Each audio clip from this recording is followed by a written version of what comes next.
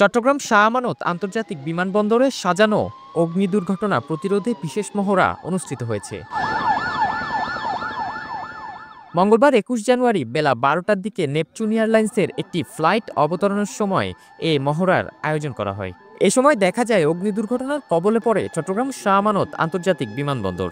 Neptune এয়ারলাইন্সের একটি flight অবতরণ করার সময় এ অগ্নি দুর্ঘটনার সূত্রপাত হয়। এ সময় দ্রুত ছুটে যায় বিমানবন্দরের নিজস্ব ফায়ার ট্রাক। পাশাপাশি দুর্ঘটনা নিয়ন্ত্রণে ছুটে আসে ফায়ার সার্ভিস, বিমান, নৌ সেনাবাহিনীর ফায়ার ট্রাক, উদ্ধারকর্মীদের গাড়ি আর অ্যাম্বুলেন্স।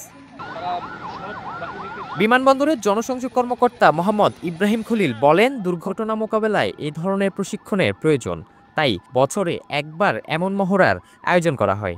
এতে সংশ্লিষ্ট সংস্থা ও দায়িত্বপ্রাপ্তদের দক্ষতা এবং সমন্বয় বৃদ্ধি পায়, যা জরুরি পরিস্থিতিতে কার্যকরভাবে কাজ করতে সহায়তা করে। Desk report, Chattala 24, Chittagong.